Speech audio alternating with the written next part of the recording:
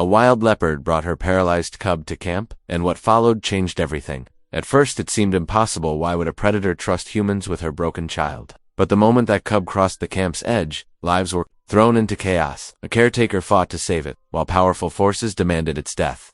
And then, the truth behind the cub's injury was uncovered. Something darker, something human, that no one expected. As danger closed in, and secrets clawed their way into the light, one question became unavoidable. When compassion collides with cruelty, who survives and who pays the price?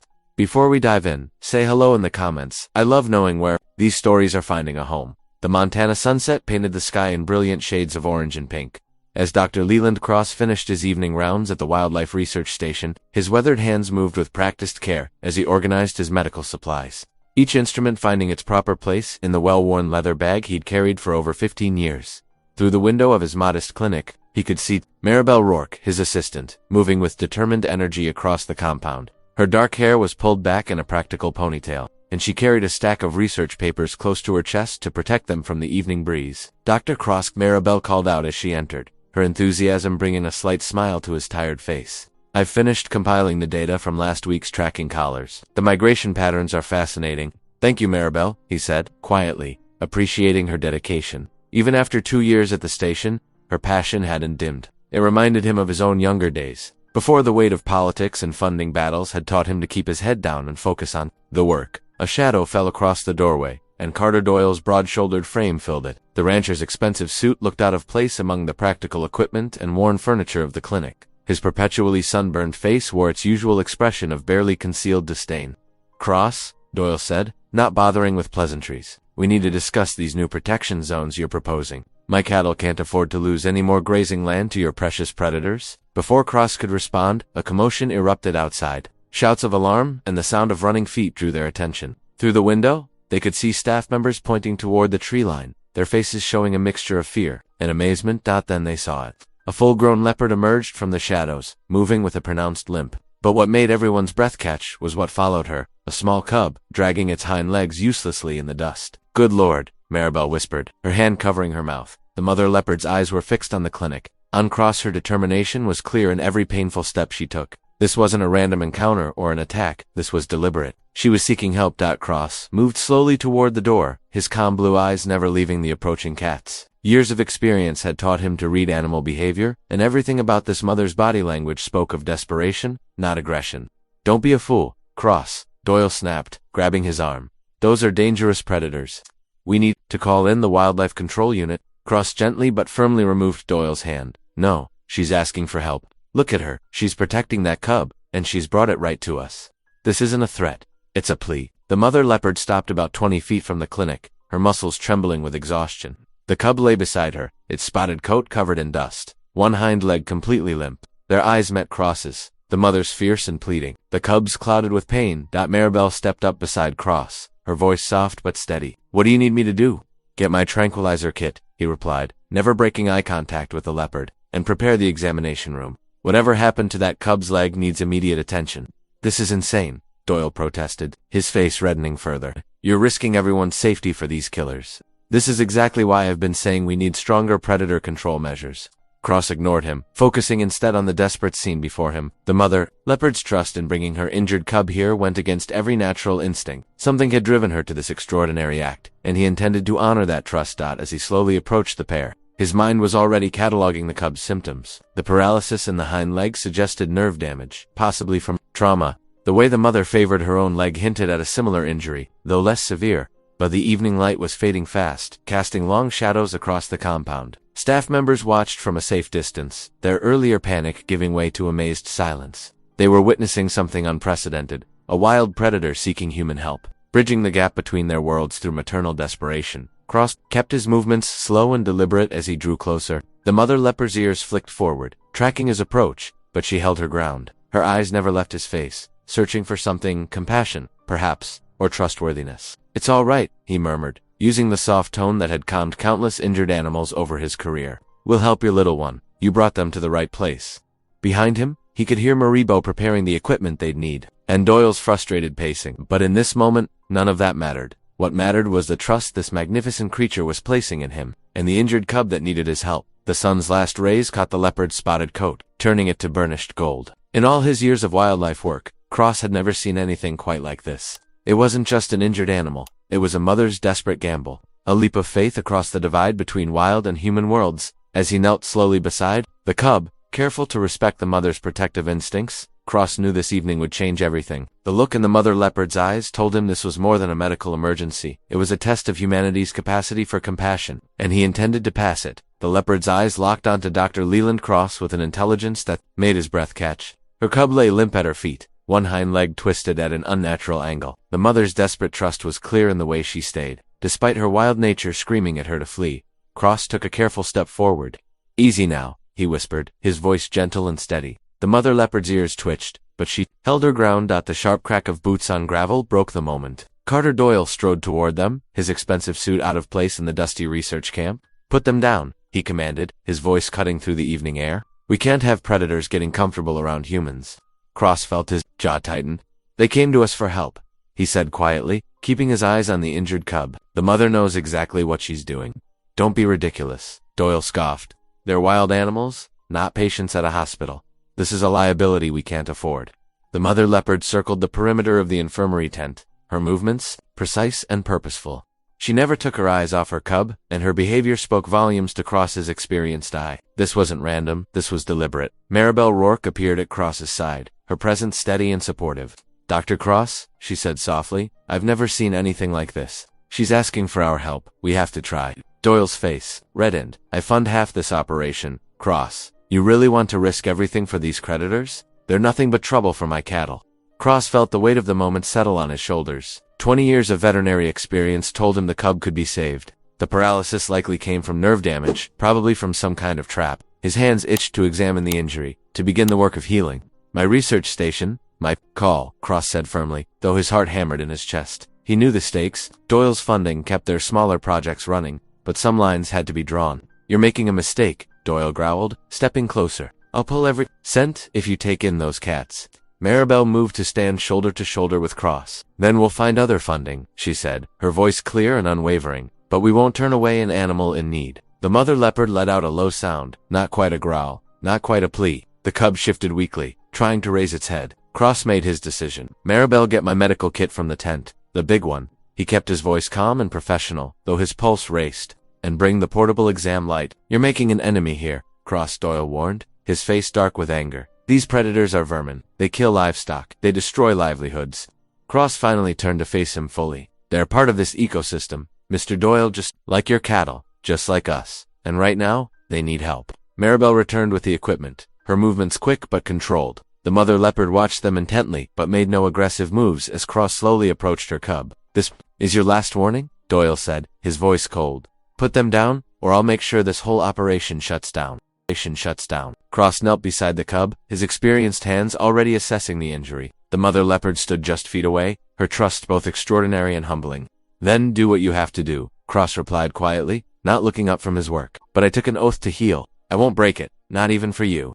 Doyle's boots crunched on the gravel as he stormed away. The sound of his truck engine roaring to life echoed through the camp moments later. Maribel helped Cross lift the cub onto a stretcher. "He means it, you know," she said softly. "About the funding?" Cross nodded, his focus on the small patient. "Before him, I know." The cub's breathing was steady, its pupils responsive. Despite the paralysis, there was hope. But some things matter more than money. Together, they carried the stretcher into the infirmary tent. The mother leopard followed at a careful distance, her movements precise and deliberate. As they settled the cub onto the examination table, Cross caught Maribel's worried expression. "We'll figure it out," he assured her, already pulling on medical gloves. "Right now, this little one needs us." The mother leopard settled outside the tent's entrance, her watchful presence both miraculous and terrifying. Cross bent over his small patient, aware that he'd just challenged one of the most powerful men in the region. But as he felt the cub's steady heartbeat beneath his hands, he knew he'd made the right choice.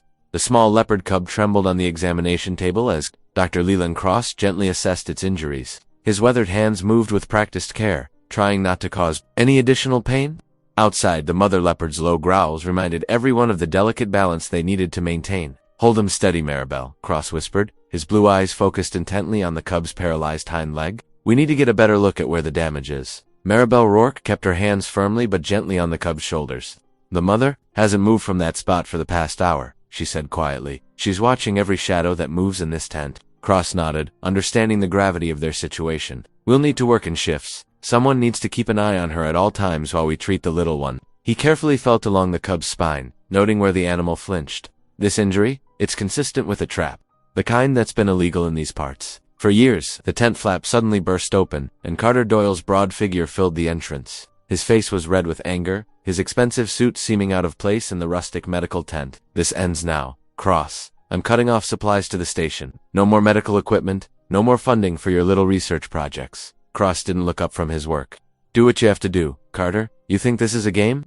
Doyle's voice rose. That cat out there could kill someone, and you're in here playing doctor with its cub like this is some kind of petting zoo. Maribel straightened her spine, her eyes flashing. Dr. Cross knows what he's doing. That mother brought her cub here for a reason. Doyle laughed, harshly. The only reason that matters is protecting our livestock, our livelihoods. He turned to address the gathering of ranch hands who had appeared behind him. You all see this? This is what happens when we let bleeding hearts make decisions. Next thing you know, we'll have every predator in Montana showing up at our doorstep.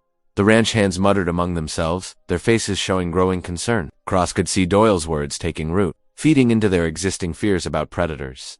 After Doyle stormed out, Maribel helped Cross prepare a makeshift splint for the cub's leg. He's going to make this as difficult as possible, isn't he? She asked, her voice tight with worry. He will, Cross agreed, carefully wrapping a bandage. But we've got enough supplies stored away to get started. We just need to make them last. He looked at Maribel with genuine appreciation. Thank you for staying. You don't have to put your career on the line for this. She met his gaze steadily. I'm exactly where I need to be. Someone has to stand up to bullies like Doyle, and these animals deserve a chance. Her hand brushed against his as they worked, and for a moment, they shared a look of understanding that went beyond their professional relationship. Throughout the afternoon, they could hear Doyle's voice carrying across the camp, gathering more supporters. These predators will destroy everything we've built, he shouted to anyone who would listen. Cross is going to get someone killed with his soft-hearted nonsense. Inside the tent, Cross and Maribel worked out a careful routine. They took turns, monitoring the mother leopard while treating the cub, documenting every small improvement. The mother's presence was both a blessing and a challenge. Her protective instincts meant they had to move slowly, deliberately, making sure she could see they weren't harming her baby. We'll need to set up a rotation for night watch, Cross said, making notes in his medical log. The mother won't leave, and we can't risk anyone getting spooked and doing something stupid. Maribel nodded, already organizing supplies. I'll take first shift. You need rest. You haven't stopped since they arrived. Cross started to protest, but Maribel placed a firm hand on his arm. You're no good to this cub. If you're exhausted, I've got this. Their eyes met again, and Cross felt something shift. Between them, in this crisis, their professional dynamic was evolving into something deeper. A partnership built on shared values and mutual trust. The sound of vehicles starting up outside drew their attention. Through the tent's window, they watched as several of the research station's trucks pulled away. Doyle's influence already taking effect. The remaining staff huddled in small groups, casting uncertain glances toward the medical tent. He's trying to isolate us, Maribel observed, her jaw set determinedly. Make us look like we're putting everyone at risk. Cross sighed, running a hand through his gray-flecked hair. Carter Doyle has always believed in controlling things through fear, but he's wrong about this. He gestured to the sleeping cub. This little one and its mother, they're not the monsters he makes them out to be. They're just trying to survive. As evening approached, the atmosphere in the camp grew more tense. Doyle had stationed several armed ranch hands at strategic points, their presence a clear message about who really controlled the situation. But inside the medical tent, Cross and Maribel remained focused on their patient. Their shared purpose stronger than the pressure mounting against them. The mother leopard's occasional growls served as a reminder of both the danger and the trust they'd been given. In the fading light, Cross watched Maribel gently clean the cub's wounds, her movements careful and confident. Despite everything Doyle had thrown at them, she showed no signs of backing down. We'll figure this out, she said softly, seeming to read his thoughts, one step at a time.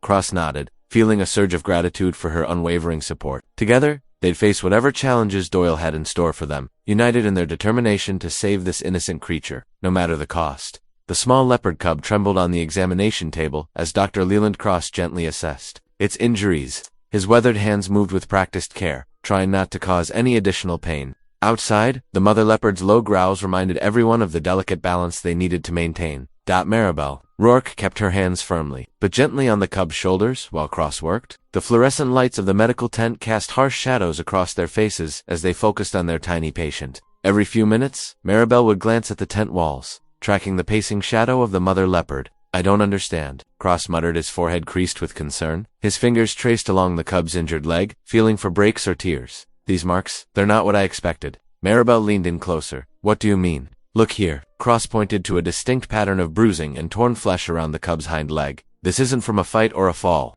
These marks are too uniform, too mechanical. He reached for a medical reference book and flipped through its pages. With growing certainty, this is from a steel trap. The kind that's been banned in Montana for over 15 years. Maribel's eyes widened. But who would someone who doesn't care about laws or animals? Cross interrupted, his voice tight with anger. He grabbed his camera and began documenting the injuries. See these rust marks? These parallel indentations? Classic signs of an illegal, spring-loaded trap. The revelation hung heavy in the air between them. This wasn't just about saving an injured cub anymore. It was about exposing deliberate cruelty. We need to investigate this, Maribel said, her voice firm. If someone's setting illegal traps, they're not just hurting wildlife, they're breaking federal law. Cross nodded grimly. I've seen similar injuries before, years ago, but I never had proof of where they came from. He carefully bandaged the cub's leg. We'll need to document everything. Photos, measurements, GPS coordinates when we find the trap locations. Over the next several hours, while maintaining their care of the cub, Cross and Maribel pored over maps of the surrounding area. They marked locations where other injured animals had been found in recent months, creating a pattern that began to emerge. Look at this, Maribel said, pointing to their makeshift map. All these incidents, they're clustered around Doyle's hunting grounds. Cross's jaw tightened. The same areas where he hosts those exclusive hunting parties for wealthy clients. He stood up, pacing the small space. Remember last season, how he bragged about his perfect success rate? You think he's manipulating the hunting grounds? Maribel asked, though her tone suggested she already knew the answer. Those traps aren't just catching predators, Cross explained.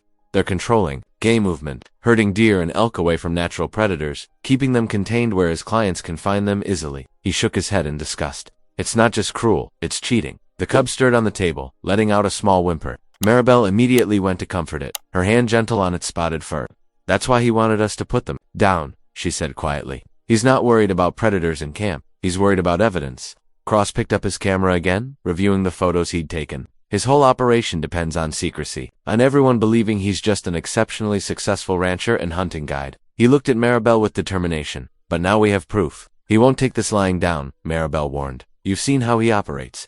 He's got half the county in his pocket. Maybe so, Cross agreed, but he doesn't have the law on his side. Not this time. He carefully lifted the cub to move it to a more comfortable recovery space. These traps are illegal for a reason. They're cruel, indiscriminate, and they've been banned precisely because they cause this kind of suffering. As they settled the cub into its temporary bed, the mother leopard's shadow passed by the tent again, a reminder of the immediate stakes of their discovery. Cross knew that exposing Doyle would mean more than just saving this one family of leopards. It could put an end to years of systematic abuse of the land and its creatures. We'll need help, Maribel said, her voice steady, despite the weight of what they'd uncovered. Someone who can't be bought off or scared away. Cross nodded, already forming a plan. I've got some contacts in the Wildlife Service, people who've been suspicious of Doyle's operation for years, but never had enough evidence to act. He looked at the sleeping cub, its small chest rising and falling steadily. Now we can give them what they need. The revelation of Doyle's illegal activities cast their entire conflict in a new light.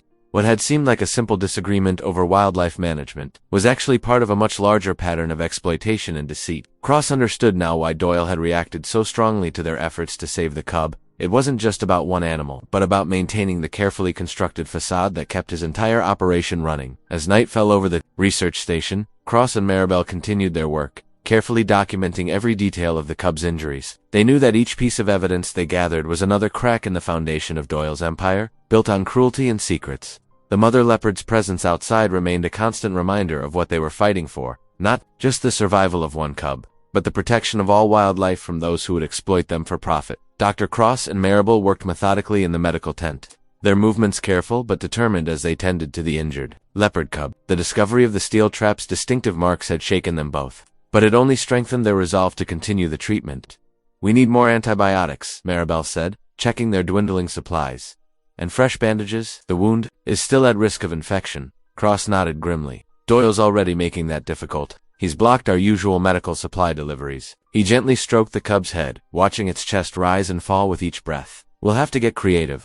Outside, the afternoon sun cast long shadows across the camp. The mother leopard's watchful presence remained constant, her occasional low growls a reminder of the trust they couldn't afford to break. Word spread quickly through the neighboring ranches. Doyle had been busy, painting Cross as a dangerous idealist whose sympathy for predators threatened their way of life. Each day brought new challenges as former allies turned their backs. fear of Doyle's influence stronger than their loyalty. To Cross, they're saying we're putting their livestock at risk, Maribel reported after returning from town, her voice tight with frustration. Doyle's convinced them you're going to release more predators into the area. Cross shook his head, his tired eyes reflecting the weight of their isolation. He's always understood power better than compassion. He checked the cub's vital signs, taking comfort in its steady improvement despite their limited resources. As night fell, the temperature dropped sharply. The camp grew quiet except for the gentle whir of medical equipment and the distant sounds of Montana wilderness. Cross and Maribel took turns monitoring the cub, neither willing to leave it unattended. Around midnight, the first signs of trouble came with the smell of smoke. Cross jolted awake from his brief rest, his senses immediately alert. The acrid scent grew stronger, and then Maribel burst through the tent flap, her face pale in the dim light. "Fire!" she shouted. "They're burning the supply tents." Cross leaped to his feet, his heart pounding. Through the tent walls, he could see the orange glow of flames spreading rapidly. The smoke was getting thicker, making it harder to breathe with each passing second. The cub, Maribel coughed, already moving toward the examination table. "We have to get it out." Outside they could hear men's voices and the sound of breaking equipment. Doyle's ranch hands had come prepared, targeting the heart of their operation. The mother leopard's roars added to the chaos as she circled the perimeter, her protective instincts driving her to defend her cub despite the fire. Cross grabbed the medical kit while Maribel carefully wrapped the cub in a blanket. The smoke was becoming unbearable, stinging their eyes and burning their throats. They could feel the heat of the approaching flames through the tent walls. "Stay low," Cross commanded, his voice hoarse. They crouched down, the cub held securely between them. The synthetic material of the tent was beginning to melt, dropping burning pieces around them. With a final surge of desperate energy, they burst through the tent flap into the cold night air. The scene outside was apocalyptic, multiple tents ablaze, equipment scattered and broken, and the angry shouts of Doyle's men mixing with the leopard's threatening growls. "This way." Maribel pulled Cross toward the research station's main building, their lungs grateful for the clearer air. The cub squirmed in their arms, frightened by the commotion but alive. Behind them, the medical tent collapsed in a shower of sparks and flame. Years of research, equipment, and supplies were lost in minutes, but they had saved what mattered most. The mother leopard appeared through the smoke, her eyes reflecting the firelight as she followed them at a distance, refusing to abandon her cub even in this chaos. They reached the relative safety of the main building, closing and barricading the door behind them. Cross quickly checked the cub for any signs of smoke inhalation, while Maribel gathered what supplies she could find. "This isn't just sabotage," Cross said grimly, his face streaked with soot. "This is Doyle showing us exactly how far he'll go to maintain control." Maribel nodded, her hands shaking slightly as she helped tend to the frightened cub. "He's trying to force us out, make us give up. But he's made a mistake," Cross replied, his voice finding new strength despite their ordeal. He's shown his hand. These aren't the actions of someone protecting his interests. They're the desperate moves of a man with something to hide. Through the windows, they watched as the fires gradually died down, leaving behind the smoking ruins of their camp. Mother Leopard's silhouette remained visible in the darkness, a testament to the unbreakable bond they were fighting to preserve. As dawn approached, Cross and Maribel sat in exhausted silence, the rescued cub sleeping fitfully between them.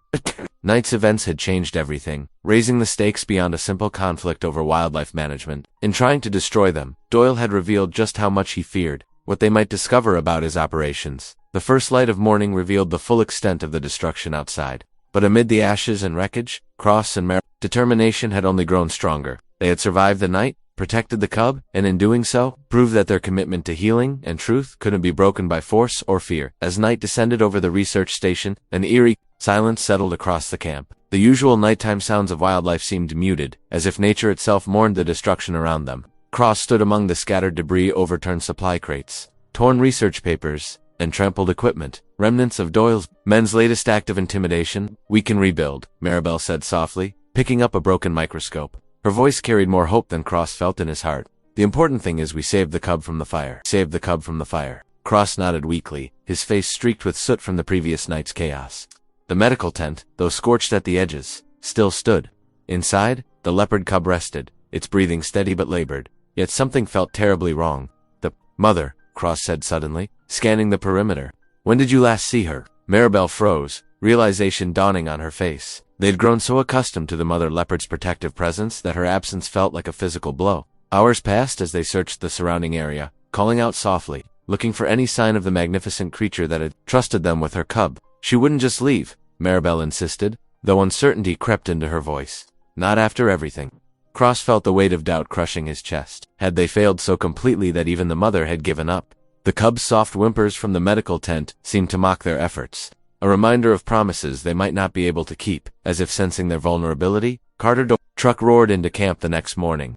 He stepped out, immaculate in his pressed suit despite the dusty surroundings, a satisfied smile playing on his sunburned face. "Looks like Mama Cat finally came to her senses," Doyle called out, his voice carrying across the quiet camp.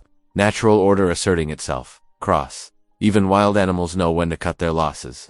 Cross's hands clenched into fists, but he kept his voice steady. "The cub is healing. That's what matters." Healing. Doyle laughed, the sound harsh and mocking. For what purpose? To be abandoned? Face it, Cross, you're fighting a losing battle. Hand over the cub now, and maybe we can salvage something from this mess you've created. Is that a threat?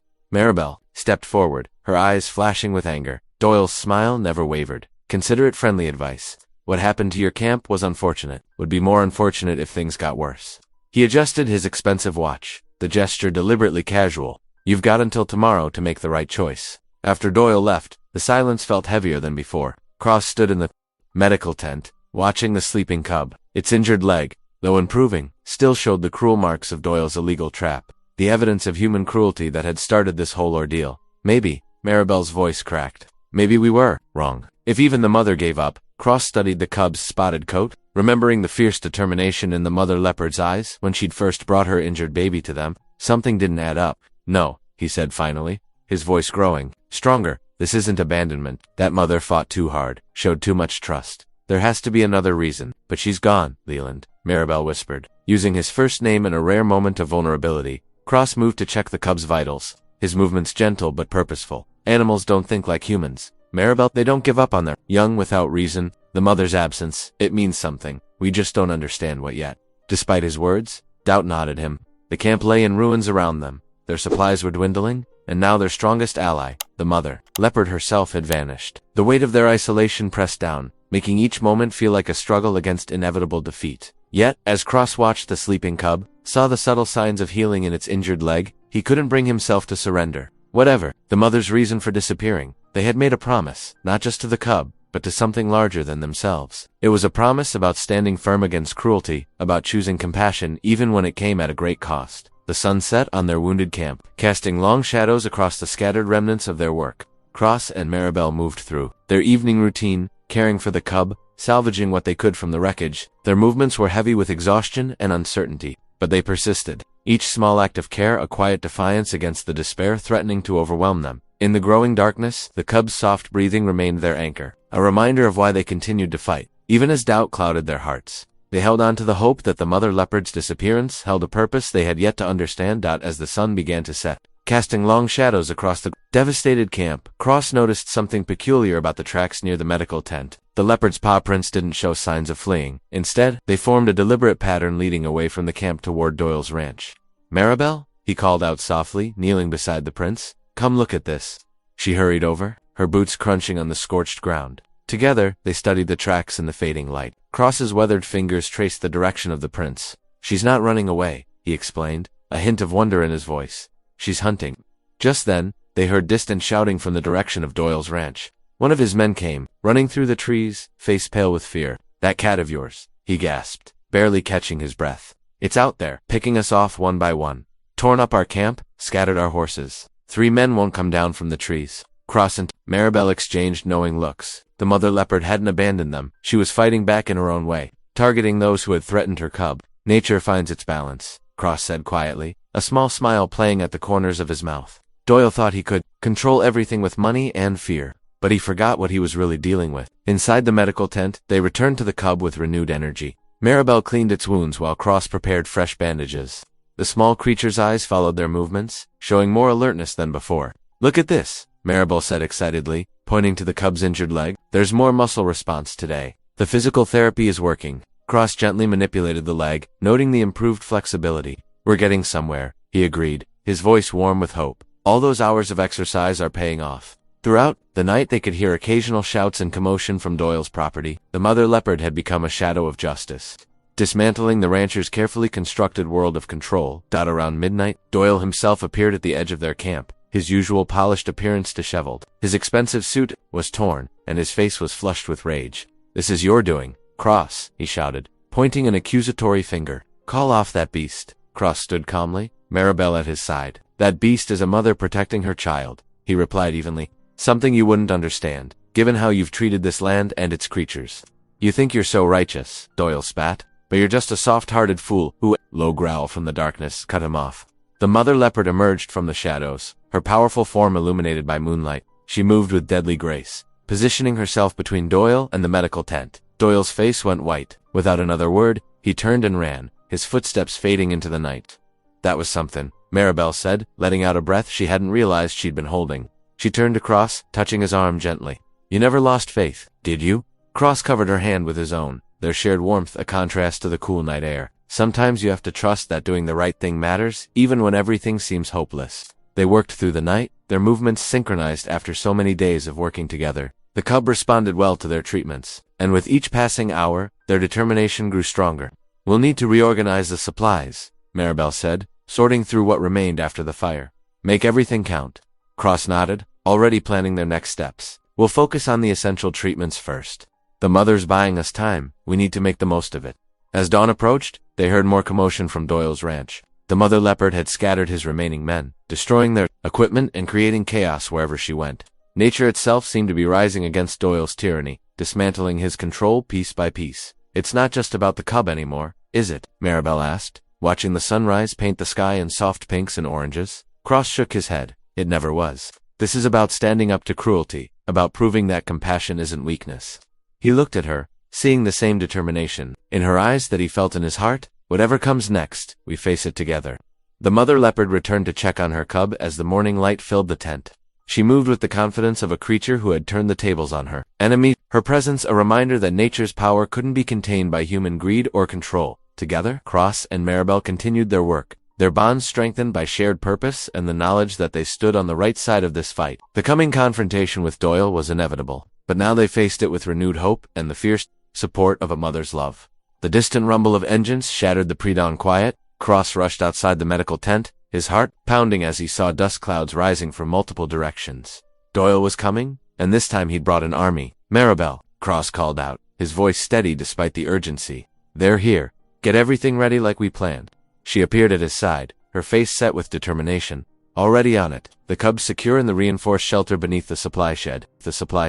They'd spent the past day preparing, knowing this confrontation was inevitable. After the mother leopard's nighttime raids had scattered Doyle's men, they'd expected retaliation. Cross had transformed their remaining resources into a defensive network, tripwires, barrier walls built from empty supply crates, and strategic escape routes. The first vehicles appeared through the trees, 3 pickup trucks loaded with ranch hands. Doyle's black SUV followed close behind, its chrome grille gleaming menacingly in the early morning light. The vehicles formed a semicircle around the camp's perimeter.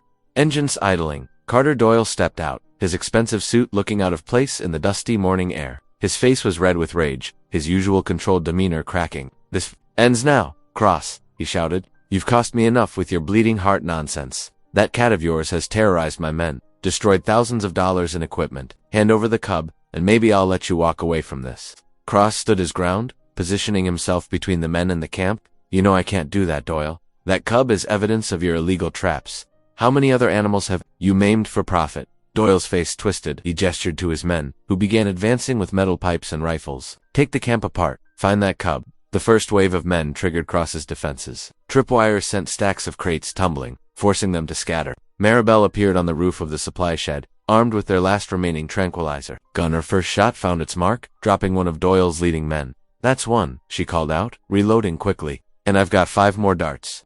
Cross had positioned himself behind a barrier of overturned tables, using a fire extinguisher to create confusion when the men got too close. The white clouds of suppressant blinded and disoriented them, making their advance clumsy and ineffective. The defense was working better than they'd dared hope. Between Maribel's precise shots and Cross's strategic use of their limited resources, Doyle's men were falling into disarray. 2 more went down to tranquilizer darts, while others retreated after facefuls of fire suppressant. Fall back, one of the ranch hands shouted, stumbling away from the white cloud. This ain't worth it. Doyle watched in growing fury as his attack crumbled. His carefully maintained facade of control was slipping, revealing the desperate man beneath. Cowards, he screamed at his retreating men. I'll double your pay. But the promise of money couldn't overcome their fear. Between the night terrors inflicted by the mother leopard and the unexpectedly fierce resistance from Cross and Maribel, the fight had gone out of them. They scrambled back to their vehicles, leaving Doyle standing alone. Cross emerged from behind his barrier, covered in dust but standing tall. Maribel joined him, the tranquilizer gun still ready in her hands. For the first time, they saw real uncertainty in Doyle's eyes. "It's over, Carter," Cross said firmly. "You've lost your men. The authorities have been called. Walk away now, while you still can." The victory felt tangible, hanging in the air between them. The morning sun had fully risen, illuminating the scattered evidence of their successful defense, fallen men being dragged to safety by their companions, overturned barriers, and the lingering clouds of fire suppressant drifting in the morning breeze. Maribel moved closer to Cross, her shoulder brushing against his. "We did it," she whispered, the relief evident in her voice. "We actually did it." Cross allowed himself a small smile, feeling the weight of the past few days lifting slightly. Their makeshift defenses had held. The cub was safe. For the first time since this ordeal began, victory seemed within reach, but as he watched Doyle retreat to his vehicle, Cross knew better than to celebrate too early. The rancher's face was a mask of barely contained rage as he slammed his car door. This battle was won, but the war wasn't over. Still, they had proven something important, that standing up to bullies and protecting the innocent wasn't just right. It was possible. Together, Cross and Maribel began checking their defenses and tending to their battered camp. The morning air was filled with a new sense of possibility, even as they prepared for whatever might come next. The first vehicles appeared through the trees. 3 pickup trucks loaded with ranch hands. Doyle's black SUV followed close behind, kicking up clouds of dust that painted the morning air an ominous amber. Cross counted at least 8 men, all armed. "Stayed close to me," Cross told Maribel, his voice barely above a whisper. "Whatever happens, we protect that cub." Their initial defense worked better than expected. The ranch hands stumbled over hidden lines, sending them sprawling. Maribel triggered their makeshift alarm system, empty food cans strung together that created a cacophony of noise that spooked the horses some men had brought. The confusion scattered Doyle's first wave of attackers. "It's working," Maribel exclaimed, hope lighting up her face. But their triumph was short-lived. Through the chaos strode Carter Doyle himself, a hunting rifle gripped in his hands. His face was twisted with rage, his expensive suit covered in dust. 2 of his most loyal men flanked him, weapons raised. "Cross," Doyle's voice boomed across the camp. "This ends now. Where's that damn cub?" Cross positioned himself between Doyle and the supply shed, heart hammering against his ribs. "It's over, Doyle. We know about the illegal traps. One phone call, and the authorities will have evidence of everything." Doyle's laugh was cold and sharp. "Evidence? There won't be any evidence when I'm done here. No witnesses either." He raised his rifle, aiming directly at Cross's chest. "Step aside." Maribel moved to stand beside Cross, her shoulders squared despite her trembling hands. "We're not moving. Then you'll both die here." Doyle's finger tightened on the trigger. "And I'll tell everyone how the predators you loved so much turned on you. Tragic, really." The morning air grew thick with tension. Cross could hear his own heartbeat, could feel Maribel's shoulder pressed against his arm. They were cornered, with nowhere left to run. The supply shed behind them held their precious charge, the cub they'd fought so hard to save. Last chance. "Cross," Doyle snarled. "Move, or I shoot." A shadow flickered at the edge of Cross's vision, something fast and fluid. Before he could process what was happening, a blur of spotted fur launched from the underbrush. The mother leopard, silent as death itself, crashed into Doyle with devastating force. The rifle discharged harmlessly into the air as Doyle went down. His screams pierced the morning, primal and terrified. The leopard's attack was precise and merciless payback for every trap laid, every animal hurt, every cruel action taken in the name of profit and power. "The cub," Cross shouted to Maribel. "Now's our chance." They raced to the supply shed while chaos erupted around them. Doyle's men scattered in panic, their weapons forgotten as they fled from the fury of nature unleashed. The mother leopard roars mixed with Doyle's diminishing cries. A horrifying symphony of retribution. Cross and Maribel reached the hidden shelter beneath the shed. The cub was there, alert and safe in its protective carrier. Together they lifted it clear of the chaos, moving swiftly toward the backup vehicle they'd kept hidden for just such an emergency. Behind them, the sounds of struggle faded. The morning air filled instead with a heavy silence, broken only by the distant shouts of fleeing men. When Cross dared to look back, he saw the mother leopard standing over Doyle's motionless form, a stark reminder that nature's justice could be as brutal as man's cruelty. The leopard's eyes met Cross's for a moment, intelligence and wild power reflected in that golden gaze. Then she melted back into the shadows, leaving behind the consequences of Doyle's actions for others to find. Maribel's hands were steady now as she secured the cub in the vehicle. "Is it over?" she asked, her voice thick with emotion. Cross looked at the devastation around them, the scattered weapons, the abandoned vehicles, the evidence of their desperate last stand. Doyle lay still in the dust, his expensive suit now stained crimson, his face forever frozen in an expression of terrible realization. The man who had sought to dominate nature had instead fallen victim to its most primal law, survival. "Yes," Cross answered quietly, "it's over."